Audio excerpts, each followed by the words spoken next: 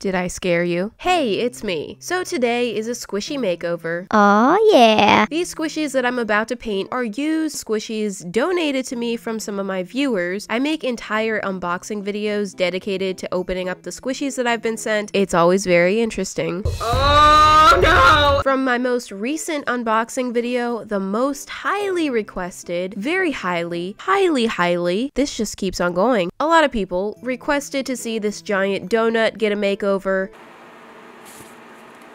I was trying to roll it into the frame and make like a cool moment. Didn't really work. This donut is huge and slightly creepy. I was really excited when I received it. Okay, you can go hang out in the corner for now, you pervert. The next squishy I selected is this unicorn head. Where's its body? What happened here? I don't know. This one was highly requested by me and nobody else. Nobody else really wanted to see this one in particular, but I have a plan for it. Now I'm doing that with it, okay. And third, is everyone ready? Y'all can back off. I'm finally giving a makeover to this wonderful little sweetie. It's so cute. I got this one such a long time ago and fell in love. It's finally your time. Someone was calling me. Hello? Oh, what am I doing? Yeah, I'm at work. So as usual, I'm painting 3 squishies in this episode, but as unusual, these 3 squishies are gonna be united. First, it's time for squishy roasting. So this is a massive donut, obviously, we've already covered that, with a creepy face. The design of the face itself doesn't really bother me, it's the fact that there's a hole directly below it. What the heck? It looks like it has a hole in its throat. That just kind of weirds me out just a little bit. Well, at least I'm entertaining myself. It does come with a scattering of very smeared looking sprinkles on one half of it. I love sprinkles, I do, but just not like this. What are you looking at? I'm also surprised by how unsquishy this is. I thought since it's huge, it would be squishy. But it's really just not. This is not squishy enough to relieve any stress. This is causing me stress. Oh, chill, I'm just kidding. So first I'm gonna sand this to give the foam some texture to ensure that the paint will stick to it. Usually sanding a squishy is kind of an awkward thing to do because they're squishy and they flop all around. But this one is so firm, it actually made the sanding really easy. Now, you see this lovely indent where the edge of the frosting is? It's nice, right? Let's kill it. I'm actually not going to keep this as a donut, so I want to get rid of the evidence that this was ever a donut, so that means chopping off that frosting, which I had no idea was going to be such an annoying task, especially on the inside. All my scissors were having issues. Okay guys, who's going to handle this? Handle. So I did the best I could. Opie, you probably shouldn't be swinging your tail around here. Not a good time. Once I was done with that, I started trying to fill in the rips with some puffy paint. I always see comments saying, It sounds like she's saying puppy paint. so I guess I should enunciate more. Puffy.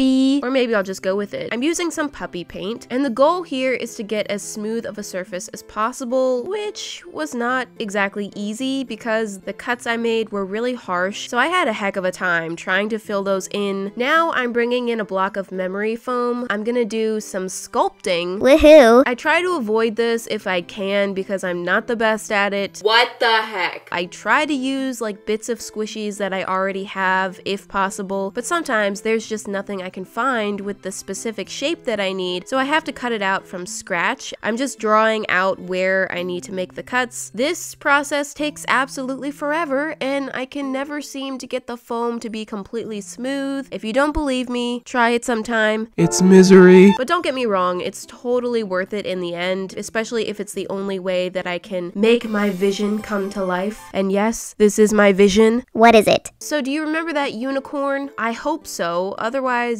You may want to get that checked out. So this squishy is actually really pretty. That's really pretty. I'm not gonna roast it super hard because there's really nothing too wrong with it other than the fact that it has no body. Let's hope she has a really great personality. I will say though, I love the colors of the hair. It's like a pastel galaxy vibe. Also, it does have an appropriate level of squishiness. I can work with this. So this is where the unicorn head comes in. You see? Does it all make sense now? So we have the head, and then the memory foam is its tail. Are you still confused? Yes! Well, I'm sorry. In order to attach the head onto the donut, I'm cutting a dip into the bottom of the head. Since the top of the donut is like rounded, I want to create a rounded dip inside the head so that the pieces kind of come together and fit like a puzzle. So once that's kind of working, I'm gonna take some fabric glue and struggling just a little bit. Okay. I'm spreading the glue around, getting that head in position, and then putting some rubber bands around it to hold the two pieces together, like I always do. The only problem is, it's not staying. That's not gonna work. So I have to try it again. Hey, stay. I got it to stay long enough to dry, and now I'm just gonna fill in the gaps with puppy paint.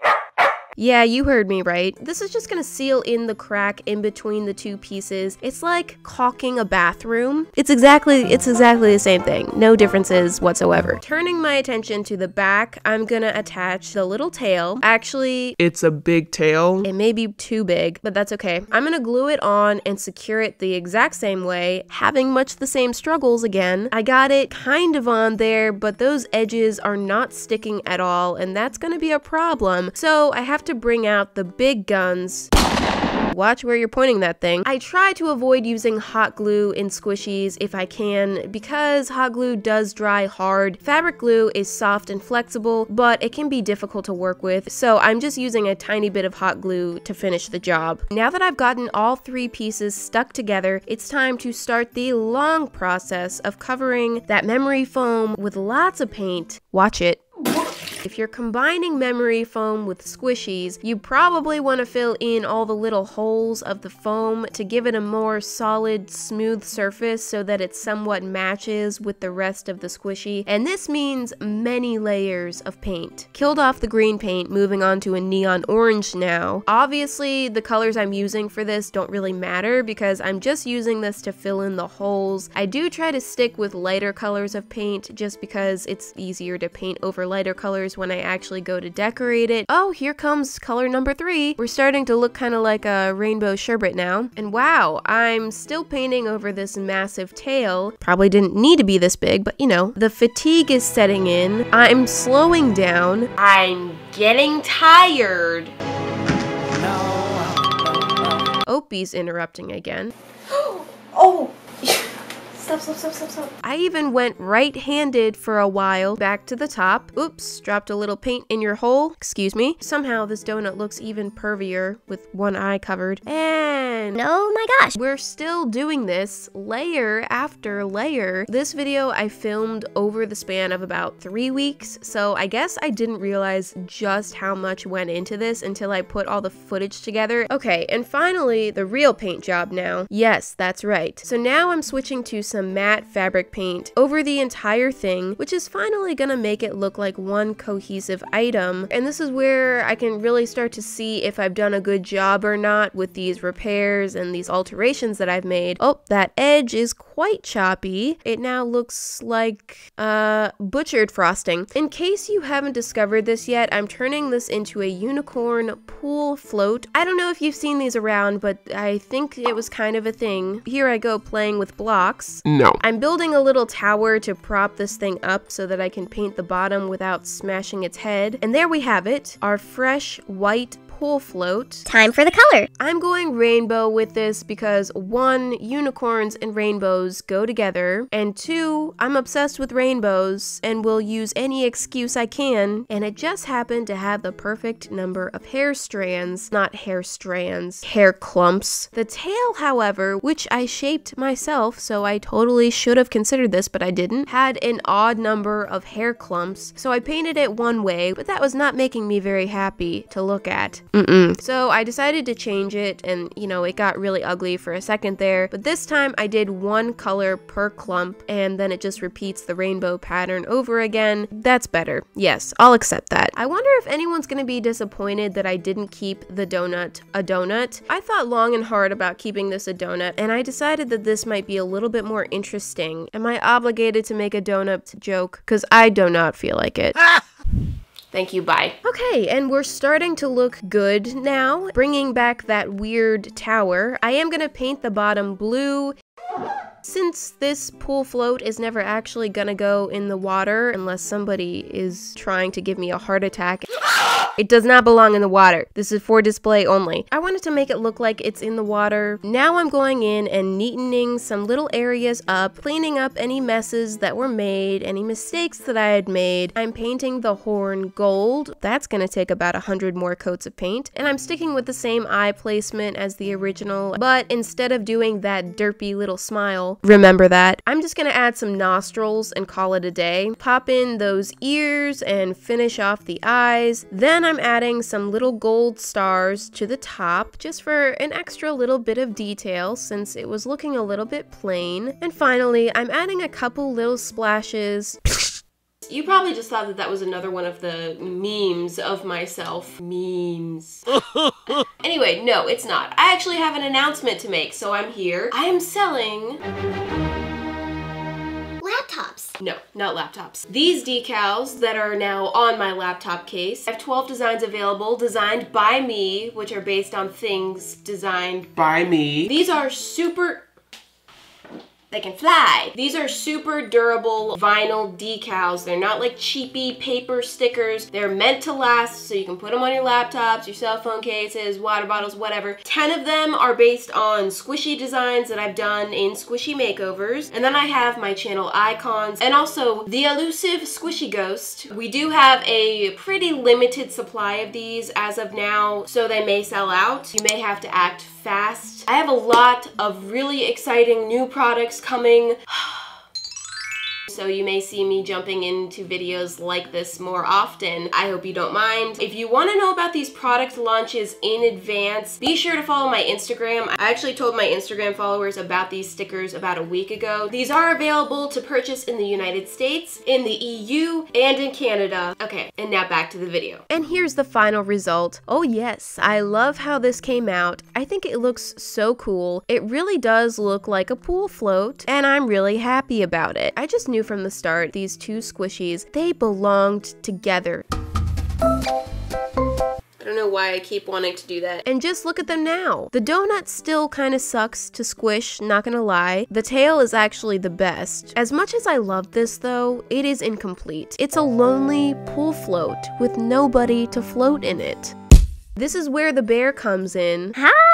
Yes! So this, I have to say, is one of my all-time favorite squishies that I've ever been sent. It's just adorable. No doubt about it. And it feels so cool. It's almost like clay. It's just so nice.